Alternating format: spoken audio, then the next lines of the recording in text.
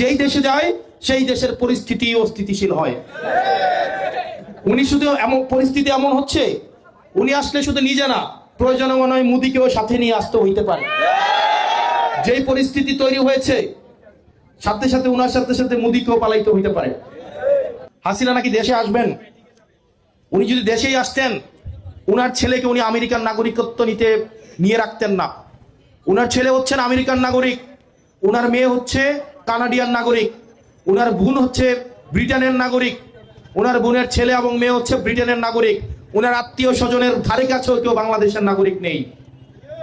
এবং যে পালাবো না বলে পালিয়ে যায়, সে আসি বলেও সে কখনো আসবে না।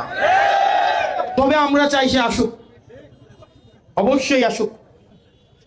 কারণ মানুষের একটা আক্ষেপ আছে, এই ধরনের একটা ফেসিস্টকে ফাঁসির দড়িতে ঝুলতে থাকার যে দৃশ্য, এই দৃশ্য দেখার বাংলাদেশের প্রত্যেকটা মানুষের আগ্রহ আছে।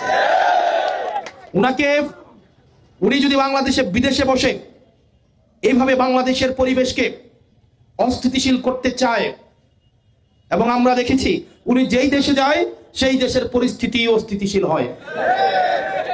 উনি শুধু এমন পরিস্থিতি এমন হচ্ছে, উনি আসলে শুধু নিজে না, প্রয়োজনে মনে হয় মোদিকেও সাথে নিয়ে আসতে হইতে পারে। যেই পরিস্থিতি তৈরি হয়েছে, সাথে সাথে উনার সাথে সাথে মোদিকেও পালাইতে হইতে পারে। সেই সার্বিক বিবেচনায় এগুলো রাজনৈতিকভাবে এক ধরনের স্ট্যান্ড বাজে। এখন ইমু ভিত্তিক এবং টেলিগ্রাম ভিত্তিক একটি রাজনৈতিক দলে এই দলটা পরিণত হয়েছে।